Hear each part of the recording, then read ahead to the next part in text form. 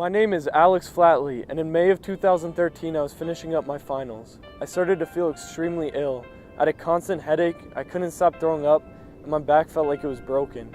I called my mom to see what I should do, and she told me to go to campus health in the morning before my last two finals to see what they thought. When I went in, I told them my symptoms, and the doctors gave me antibiotics, medication for my nausea, and told me that it was just a flu. My doctor wrote my professors a note that excused me to go to the bathroom to throw up during the final and come back. I don't know how I made it through that, but I headed back to my room so I could pack up and get ready to fly home. From that point on, everything started to feel hazy. I felt like I was in a dream. My mom picked me up from the airport that night. She said I looked pretty sick and that I would go to the doctors in the morning. We were getting ready to leave for my appointment, and she said, "Alex, are you ready to go to the doctors?" And I said, "Yeah, what time's church at?" My mom's instincts kicked into high gear and she knew something was seriously wrong. She started shaking and she called my brother-in-law. As we were driving there, my brother-in-law didn't notice anything too bizarre, but he said he could see I was slowly becoming more dazed. When we got to the hospital, they ran tests including several lumbar punctures, MRIs, CAT scans, and blood tests. After the tests, the doctors came in to tell my family that I had viral meningitis, encephalitis, and sepsis. I fell into a coma shortly after being in the hospital. Everything just went black. I woke up from my coma several days later not knowing who anyone was. My mom looked down at me and she asked if I knew who my mother was.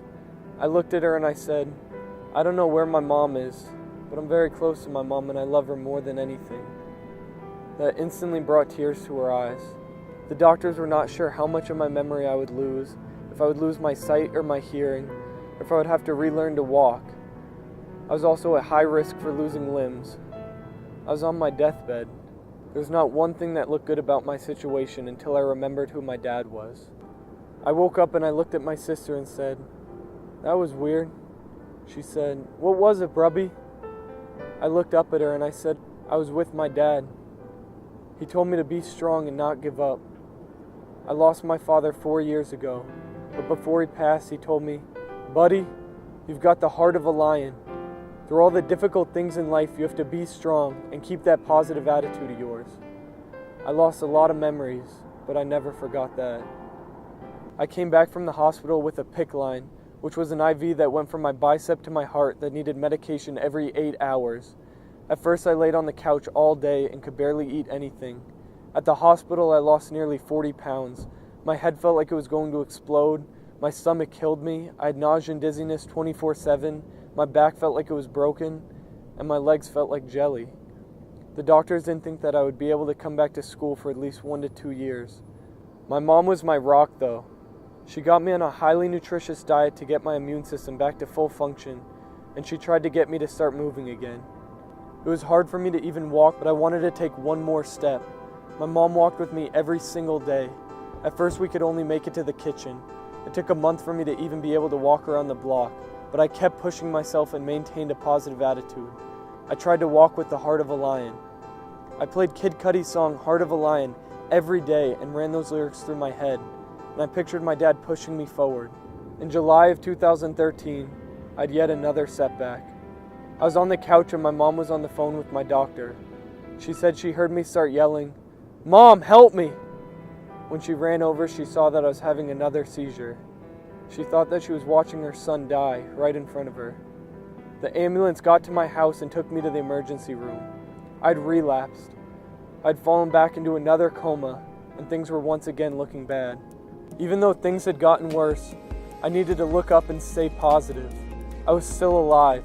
I still had the greatest family a kid could ask for, and I still had the greatest friends this world had to offer. I realized that you can't take anything in this life for granted, and that fueled my soul. I refused to give up. I had a vision in my head that I was going to come back to school and make a difference, and educate people about this disease. It's time we raise awareness. I'd lost my friend Emily to meningitis 2 years ago, and I've been seeing all the outbreaks around the country. I wanted to make my dad proud and show him that I do have the heart of a lion, like he did. I lost my sense of smell. I still have memory issues.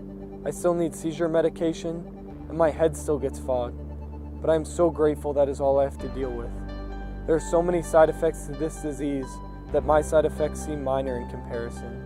I made it my goal to raise awareness so at least one person can catch it in time and not have to suffer from it. I came up with an idea to put together a philanthropy with my fraternity that would donate money to the Meningitis Foundation of America. I want this to go viral so that it can help raise awareness to everyone around the country so everyone can recognize the symptoms of meningitis and get immediate help. There are many things that my mind has forgotten, but the thing I'm glad I forgot is the word can't. I forgot that a person can do anything if you think with a positive attitude. The word impossible is man-made. It does not exist. Nothing is impossible. If you think you can do it, then do it. Don't let anyone tell you that you can't. If I did that, then I'd still be lying on a couch back home. Even in the hardest of situations, you have to remember to keep fighting and walk with the heart of a lion.